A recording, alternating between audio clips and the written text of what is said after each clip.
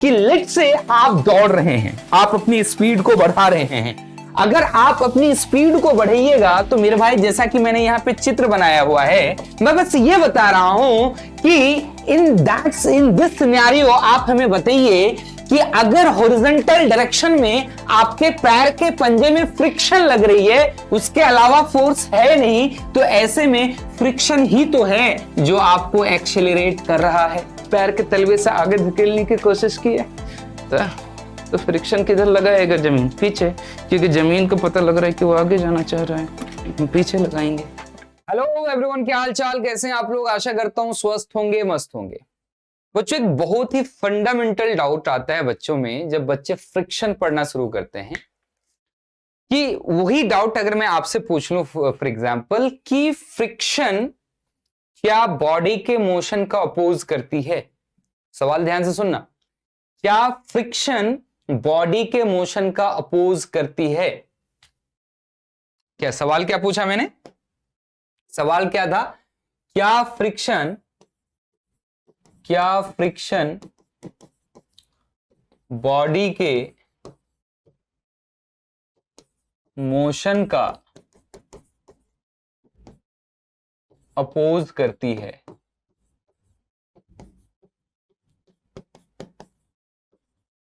ये सवाल है।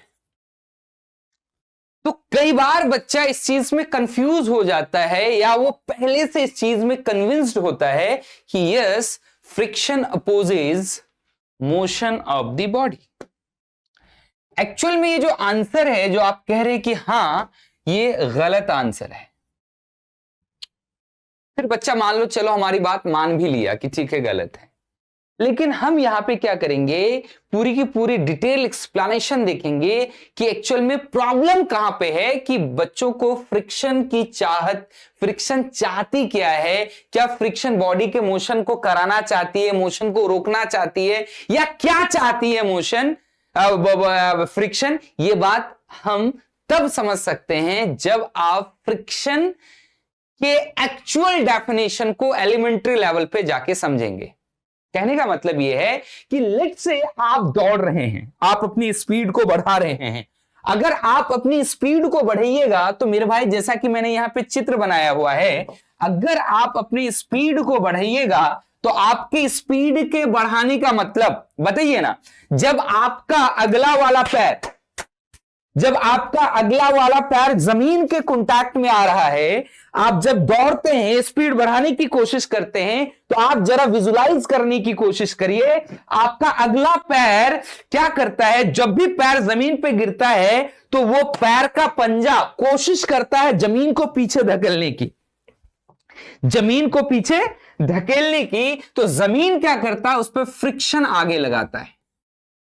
अब जमीन फ्रिक्शन आगे क्यों लगाता है, अपन आगे डिस्कस करेंगे। अभी मैं बस ये बता रहा हूं कि इन दिस सिनेरियो आप हमें बताइए कि अगर हॉरिजॉन्टल डायरेक्शन में आपके पैर के पंजे में फ्रिक्शन लग रही है, उसके अलावा फोर्स है नहीं, तो ऐसे में फ्रिक्शन ही तो है जो आपको एक्सेलरेट कर रहा है।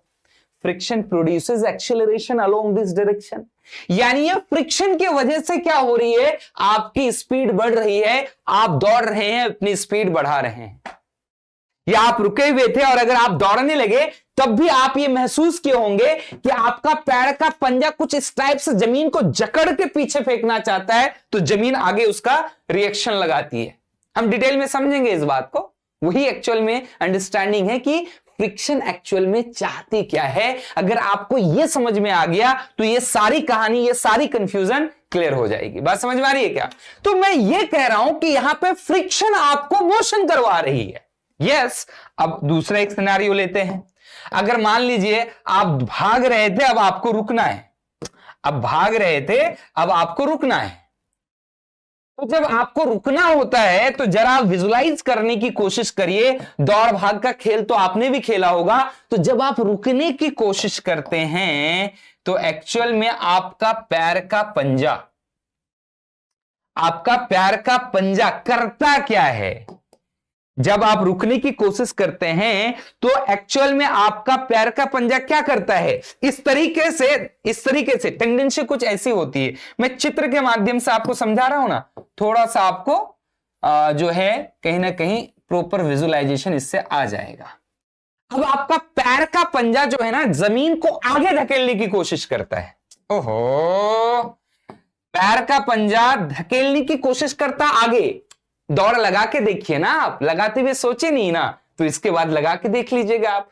जब आप रुकने की कोशिश करते हैं तो आप इस तरीके से पैर का पंजे की कोशिश रहती है कि हम जमीन को आगे ऐसे धकेलें, तो जमीन क्या करती है, फ्रिक्शन लगाती है पीछे। अब क्यों लगाती है पीछे वो हम अभी समझेंगे। हम बस पहले ये क्लियर कर रहे हैं कि अगर आप ये दिमाग में बिठा के रखे हैं कि फ्रिक्शन जो है बॉडी के मोशन को अपोज करती है, तो मेरे भाई यहां पे तो फ्रिक्शन बॉडी के मोशन को रोक रही है, ये सही बात है। लेकिन क्या यही यहां पे फ्रिक्शन बॉडी का मोशन को करा रहा था? मैंने आप ही का परिस्थिति यहां पे दो पार्ट में दिखाया। एक कि आप अपनी स्पीड बढ़ा रहे हैं, आप आगे एक्सेलरेट हो रहे हैं, ठीक है क्या, वेलोसिटी भी आगे और एक्सेलरेशन भी आगे। अच्छा, अभी भी आपकी वेलोसिटी आगे ही थी, लेकिन आप अपनी स्पीड घटा रहे हैं, तो आपको नेसेसरी कोई फोर्स तो चाहिए नेसेसरीली जो आपको पीछे की तरफ एक्सेलरेट करेगा। हम सारी बात ग्राउंड फ्रेम से कर रहे हैं। कोई ये ना कह दे सर एक्सेलरेशन का कॉज हमेशा फोर्स तो ना होता है। अरे घोंचू कुछ नहीं कह रहे हैं, मतलब ग्राउंड से बात कर रहे हैं, ठीक है, इनर्शियल फ्रेम। सुनो ना, यानी कि आप समझिए, अगर आप आगे दौड़ रहे हैं और अपनी स्पीड बढ़ा रहे हैं तो काइनेमेटिक्स से बात बहुत ही क्लियर है कि वेलोसिटी आगे और स्पीड बढ़ रही है तो एक्सेलरेशन भी आगे। और जब आप रुक रहे हैं तो वेलोसिटी तो आगे है, एक्सेलरेशन को क्या पीछे होना पड़ेगा? यस, माने एक्सेलरेशन सर पीछे है। अब बताओ ना, बताओ ना, तुम ग्राउंड फ्रेम से बात कर रहे हो, इनर्शियल फ्रेम से बात कर रहे हो, तो एक्सेलरेशन का कॉज तो फोर्स होगा, मतलब इस डायरेक्शन में नेसेसरीली कोई फोर्स चाहिए। और अगर आप बहुत गौर से देखिएगा तो फ्रिक्शन के अलावा इस डायरेक्शन में कोई और फोर्स है ही नहीं पॉसिबल। आपके पैर के पंजे पे इस डायरेक्शन में फ्रिक्शन ही पॉसिबल है, जमीन के कांटेक्ट में आ रही है, तो कांटेक्ट फोर्स में एक नॉर्मल तो आप कह सकते हैं, लेकिन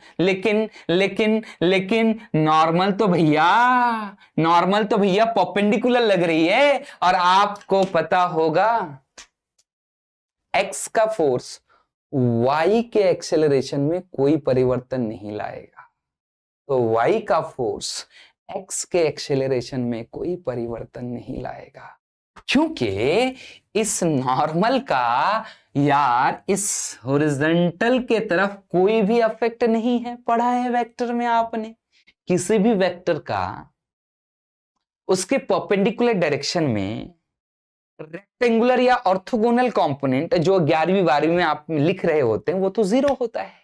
यानी कि इस नॉर्मल का मेरे भाई हॉरिजॉन्टल डायरेक्शन में कोई भी अफेक्ट, इस नॉर्मल का हॉरिजॉन्टल डायरेक्शन में कोई भी अफेक्ट नहीं है। यानी कि आपके स्पीड को घटाने में, आपकी स्पीड को बढ़ाने में नॉर्मल का कोई कंट्रीब्यूशन नहीं है। यानी यहां पे दूसरा कॉन्टैक्ट फोर्स जो कि फ्रिक्शन है वही आपकी स्पीड को घटा रही है, लेकिन वही फ्रिक्शन आपकी स्पीड बढ़ा भी तो रही थी। तो मतलब आप पलट जाइएगा, अब बोलेगा ना जी ना सर, हम जो है फिल्टर कर लिए। हम क्या फिल्टर कर लिए कि अच्छा फ्रिक्शन चलाती भी है रोकती भी है। हम बोल रहे हैं अभी भी आप फंस रहे हैं। एक्चुअल बात समझने की कोशिश करिए। तो ये जो विडंबना है जहां पे बच्चा कंफ्यूज हो रहा होता है, उस विडंबना को क्लियर करने के लिए आपको समझना पड़ेगा कि फ्रिक्शन चाहती क्या है। चलिए ना समझते हैं, फ्रिक्शन से पूछते हैं कि बता तू क्या चाहती है, क्या तू चाहती है बॉडी का मोशन करवाना? फ्रिक्शन बोलेगा ना। क्या तू चाहती है बॉडी के मोशन को रोकना? फ्रिक्शन बोलेगा ना। ना फ्रिक्शन चाहती है बॉडी का मोशन कराना, ना फ्रिक्शन चाहती है बॉडी के मोशन को रोकना। फ्रिक्शन तो कुछ और चाहती है। जरा बैठो, पूछो, तब ना बताएगी फ्रिक्शन की क्या चाहती है। आजा आजा आजा आजा आजा आजा आजा, देखते हैं, एकदम मजेदार यार। आ जाओ आ जाओ आ जाओ, सुनो मेरी बात भैया जी। एक्चुअल में अब हम थोड़ा सा आपको समझा देते हैं कि फ्रिक्शन का डेफिनेशन क्या है। यानी हम आपको यह समझाने की कोशिश करेंगे कि फ्रिक्शन में जो दो है आपका, एक स्टैटिक और एक काइनेटिक, इसके डेफिनेशंस क्या है। इसके डेफिनेशन को समझने में जो बच्चे गलतियां करते हैं, अगर आप उस गलती को सुधार लीजिएगा तो फ्रिक्शन आपको समझ में आ जाएगी। बात समझ में आई क्या? आ जाना आ जाना, ए सुनना सुनना सुन। इसके ऊपर एक ब्लॉक ले लिया मैंने, इसके ऊपर एक ब्लॉक ले लिया मैंने, नाम वाम मैंने दे दिया। मैंने बोला अच्छा तुम ए हो और तुम बी हो, और इसको भी बोला तुम ए हो तुम बी हो। अगर ऐसे अगर आप समझ रहे हैं कि अगर ए और बी के बीच रिलेटिव मोशन है नॉन जीरो, तो काइनेटिक फ्रिक्शन, ये आपकी अंडरस्टैंडिंग है। काइनेटिक फ्रिक्शन यानी आपने ये पढ़ा होगा कि अगर दो बॉडी के बीच में रिलेटिव मोशन हो रही है तो जो फ्रिक्शन अगर प्रेजेंट है तो वो फ्रिक्शन काइनेटिक होगा।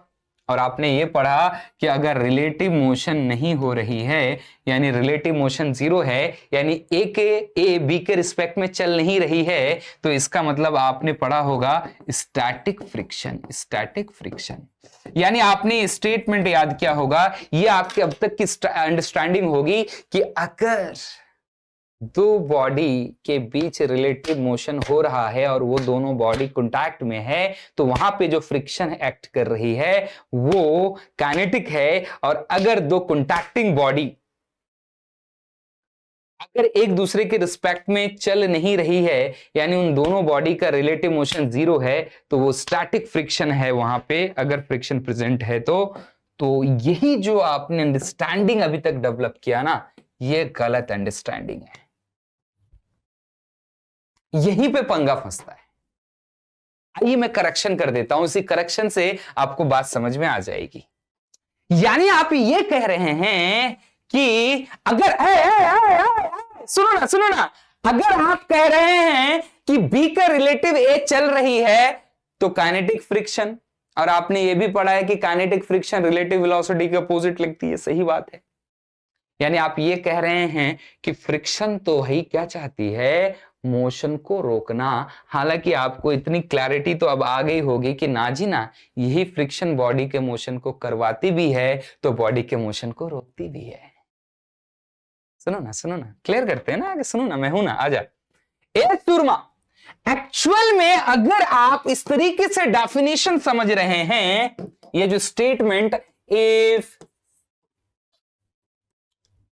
Relative velocity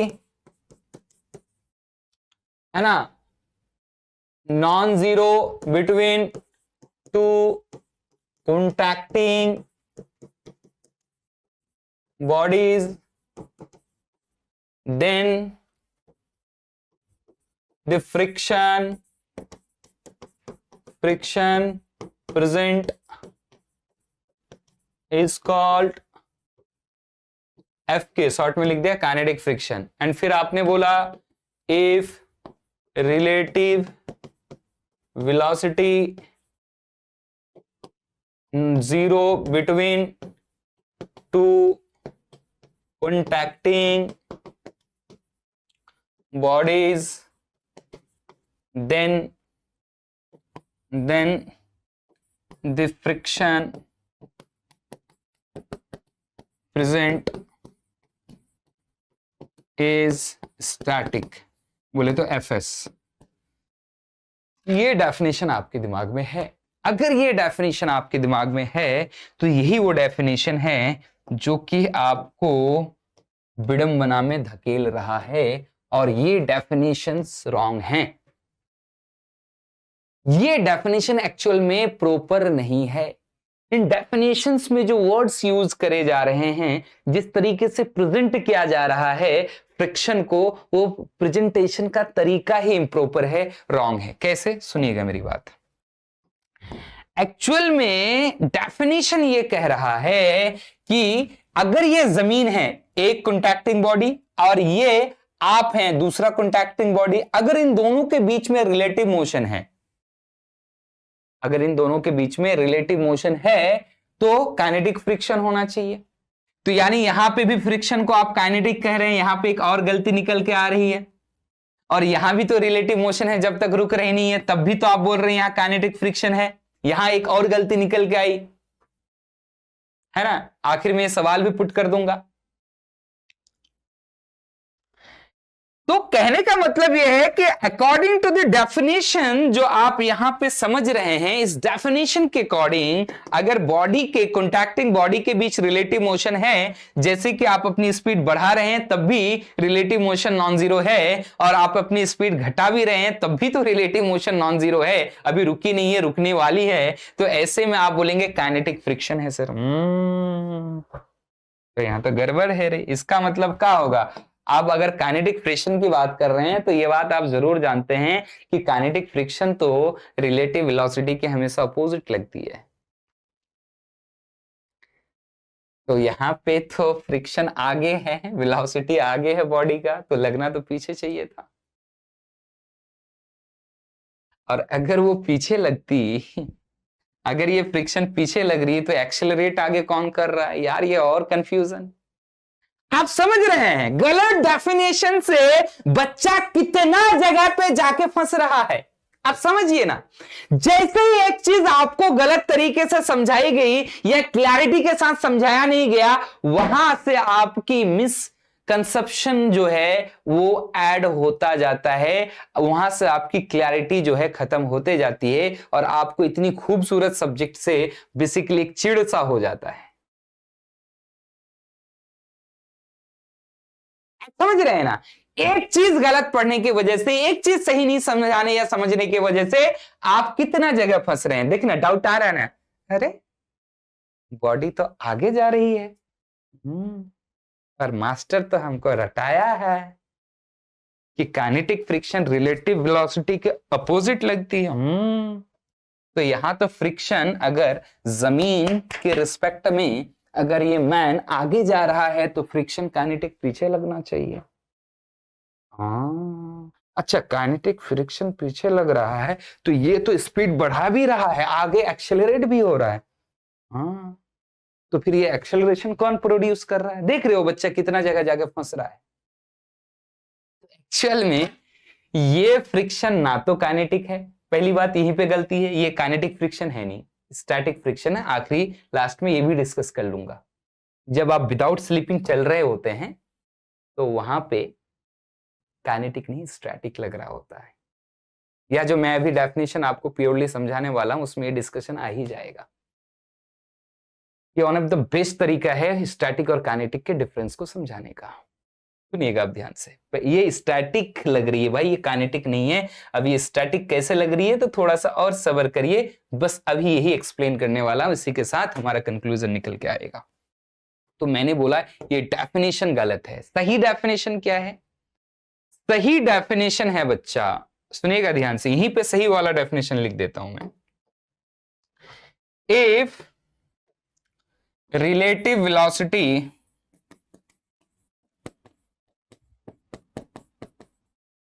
between relative velocity non-zero between two contracting surface या between contacting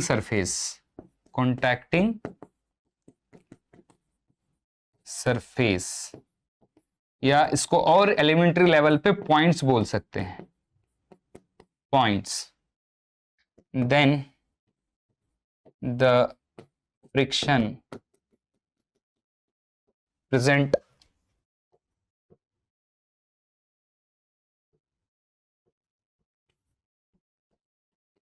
is called kinetic friction, FK, and if short में लिख देता हूं relative velocity बराबर 0, then static friction. Relative velocity किसके बीच का? 0, बिटवीन कॉन्टैक्ट, हालांकि आप समझ गए होंगे एक ही बात, कॉन्टैक्टिंग पॉइंट्स या सरफेस। ये अगर 0, दिस इंप्लाइज कौन सा फ्रिक्शन? Static friction. ये सही डेफिनेशन है। ये जो डेफिनेशन आप देख रहे हैं ये है सही डेफिनेशन। क्या फर्क है सर दोनों में? आप ध्यान से देखिए, मैंने यहां पे वर्ड्स को चेंज किया है। यहां पे वर्ड था कॉन्टैक्टिंग बॉडी और यहां पे वर्ड है कॉन्टैक्टिंग सरफेस या पॉइंट्स। कॉन्टैक्टिंग सरफेस या पॉइंट्स। सर समझाना, जरा समझाना। वर्ड्स तो अलग यूज हुए हैं लेकिन थोड़ा समझाना थोड़ा समझा।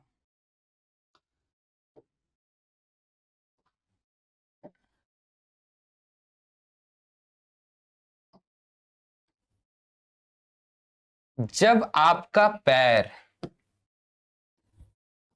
जमीन के कांटेक्ट में आया, ये तो हवा में है, यस, जो जमीन के कांटेक्ट में आया, तो जब ये कांटेक्ट में आया तो जमीन के साथ कांटेक्ट पे आने से आप ध्यान से देखिए,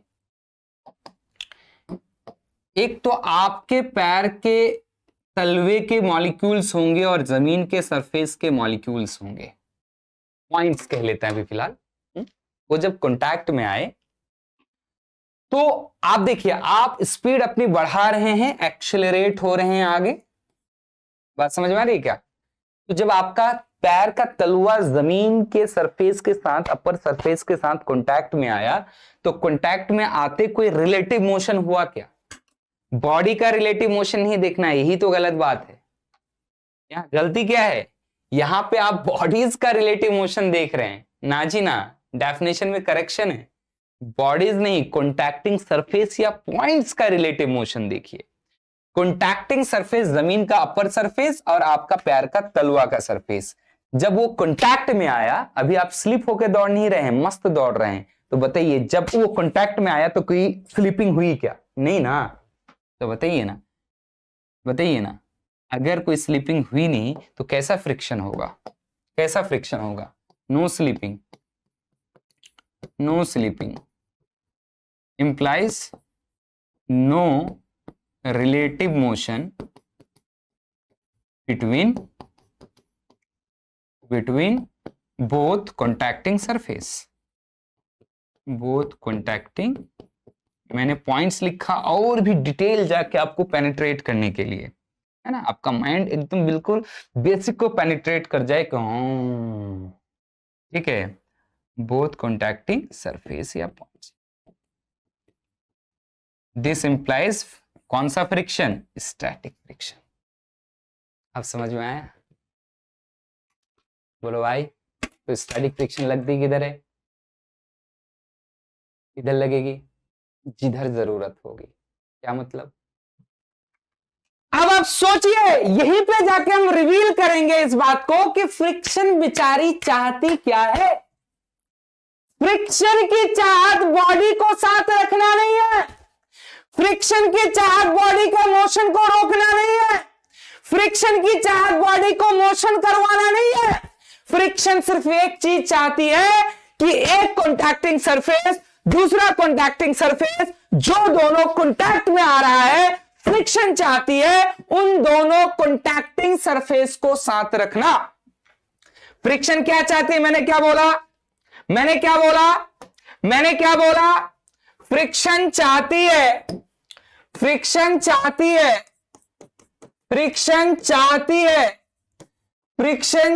है दोनों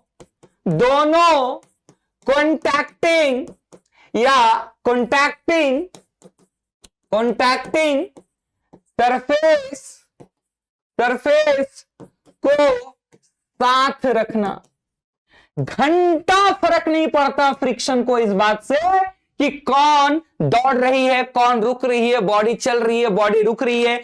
बॉडी के मोशन से फ्रिक्शन को घंटा फर्क पड़ता नहीं है। फ्रिक्शन बस एक चीज चाहती है कि जो सरफेस, मान लो ये ग्राउंड है, ग्राउंड पे आपका पैर का तलवा आया, तो ग्राउंड का मॉलिक्यूल इस पैर के तलवे पे जो है मॉलिक्यूल्स उस पर फ्रिक्शन लगाएगा, वो बोलेगा अच्छा मेरे रिस्पेक्ट में ये आगे जाना चाह रही है, तो वो फ्रिक्शन लगाएगा पीछे। अगर वो पीछे जाना चाह रही है तो फ्रिक्शन लगाएगा आगे, क्योंकि फ्रिक्शन चाहती है कॉन्टैक्टिंग पॉइंट्स को या कॉन्टैक्टिंग सरफेस को साथ रखना। क्या आपको फ्रिक्शन की चाहत क्लियर हुई?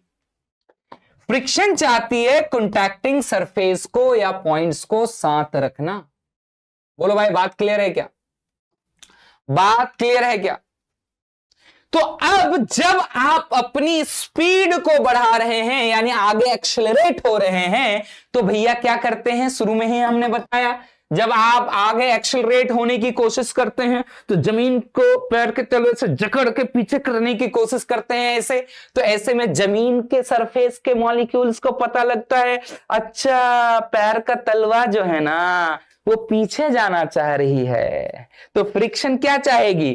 फ्रिक्शन चाहेगी ना जी ना, हम तो साथ रखना चाह रहे हैं, तो वो पीछे जाने की कोशिश। अरे भाई तेरा बॉडी आगे एक्सेलरेट हो रहा है, तो पैर के तलवे की टेंडेंसी देखना। फ्रिक्शन को तेरे बॉडी के मोशन से थोड़े फर्क है। फ्रिक्शन को मतलब है तेरे पैर के तलवे जो ग्राउंड से कांटेक्ट में आ रहा है उसके मोशन से फर्क है। तो जमीन को ये जमीन के सरफेस के मॉलिक्यूल्स को इंफॉर्मेशन गया कि यस उसका पैर का तलवा का टेंडेंसी है पीछे जाने की, तो फ्रिक्शन लगाएगा आगे, क्योंकि वो कांटेक्ट में आए सरफेस के बीच रिलेटिव वेलोसिटी रिलेटिव मोशन होने देना नहीं चाहती है। क्या आपको बात समझ में आई? तो अगला वाला देखिए, जब आप रुक रहे होते हैं तो आप धक धक धक पैर, जब दौड़ रहे होते हैं ना पैर कुछ ऐसे होता है टेढ़ा ऐसे, और जब रुक रहे होते हैं तो पैर को ऐसा मारने की कोशिश करते हैं जमीन में, यानी जमीन को आगे धकेलने की कोशिश करते हैं। तो जमीन के मॉलिक्यूल्स को पता लगता है कि उसके पैर का तलवा जो है वो वाला जो सरफेस है वो आगे जाने की कोशिश कर रही है, तो जमीन फ्रिक्शन लगाती है पीछे मत जा हम साथ रहना चाहते हैं। बात समझ में आ रही है क्या? तो फ्रिक्शन चाहती है कॉन्टैक्टिंग सरफेस को साथ रखना। तो ऐसे में मेरे भाई ये पैर के तलवे पे फ्रिक्शन पीछे लगाएगी क्योंकि पैर का तलवा जमीन को आगे धकेलने की कोशिश कर रहा है।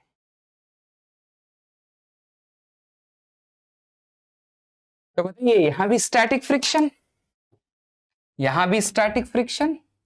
डायरेक्शन इधर क्यों आपको समझ में आया? क्योंकि जब आप रुक रहे थे तो जमीन को पैर के तलवे से आगे धकेलने की कोशिश की है, तो फ्रिक्शन किधर लगाएगा? जमीन पीछे, क्योंकि जमीन को पता लग रहा है कि वो आगे जाना चाह रहा है, पीछे लगाएंगे। बात समझ में आ गई होगी?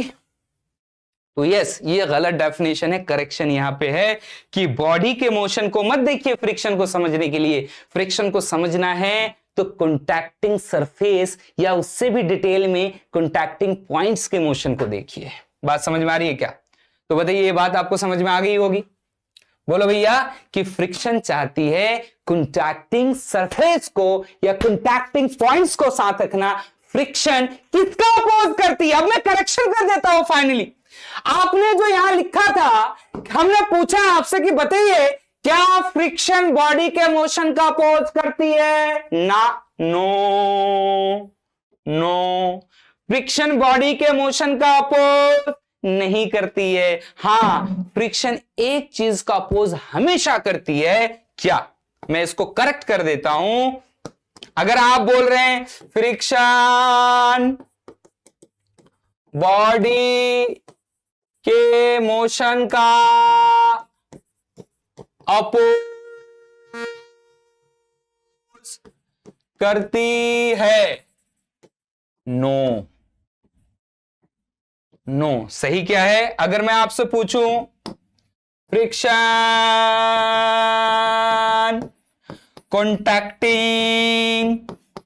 कॉन्टैक्टिंग सरफेस या पॉइंट्स, है ना, सरफेसेस दो सरफेस है, पॉइंट्स के बीच रिलेटिव मोशन या वेलोसिटी की, ये ज्यादा समझ में आएगा, का अपोज करती है हाँ कि ना? तो ये इस बात पे आप कह सकते हैं यस, ऑलवेज यही करती है, वो हमेशा यही करती है, हमेशा यही करती है भाई, हमेशा हमेशा, है ना? कोई दोगलापना नहीं है फ्रिक्शन के साथ। उसका कॉन्सेप्ट क्लियर है कि हम चाहते हैं कॉन्टैक्टिंग सरफेस को साथ रखना, हम चाहते हैं कॉन्टैक्टिंग सरफेस को साथ रखना। बात समझ में आई क्या? बोलो भाई। तो आशा करते हैं आपको समझ में आई होगी ये बात।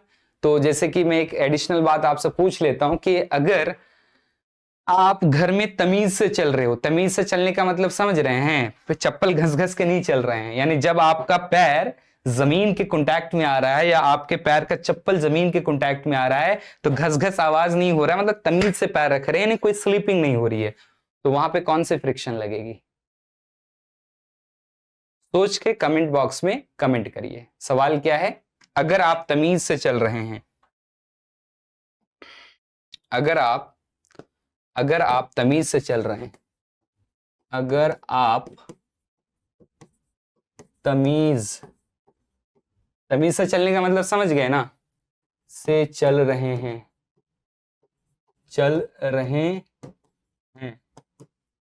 तो आप के चप्पल, या कोई बोलेगा जूता, हम बोल रहे हैं पैर का तलवा, हटाओ बात ही खत्म। पैर के तलवे पे या पर जमीन का सरफेस कौन सा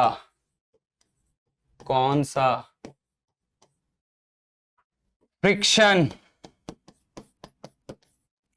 लगा रही है। चलिए मैं एक काम करता हूं, इस क्वेश्चन का आंसर कर देता हूं, मैं दूसरा क्वेश्चन आपसे पूछ के चला जाऊंगा। बोलिए आंसर क्या होगा, मैं समझा देता हूं। तो आंसर क्या होगा? आंसर होगा स्टैटिक फ्रिक्शन। क्यों? क्योंकि आप तमीज से चल रहे हैं, यानी जब आपका पैर जमीन के कांटेक्ट में आ रहा है, यानी पैर का तलवा जमीन के सरफेस पे कांटेक्ट में आ रहा है, तो कोई रिलेटिव मोशन नहीं हो रहा है, तो जाहिर सी बात है कौन सा फ्रिक्शन लगेगा? स्टैटिक। जैसे कि यहां पे आपको समझाया जा रहा था, बोलिए ना, आप दौड़ रहे हैं, जो पैर जमीन के कांटेक्ट में आ रहा है, कोई स्लिपिंग नहीं हो रही तो स्टैटिक लगेगी, स्लिपिंग नहीं हो रही तो स्टैटिक लगेगी। ठीक है, तो मैं एक सवाल आपको पुट कर देता हूं, इसका जवाब आप कमेंट बॉक्स में देना। गाड़ी के पहिए पे, पहिए मतलब व्हील, चक्का, व्हील पे कौन सा फ्रिक्शन लगता है?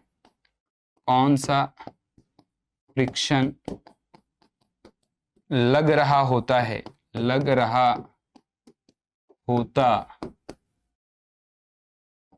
है? कंडीशन दे दिया, यदि स्लीपिंग नहीं हो रही है,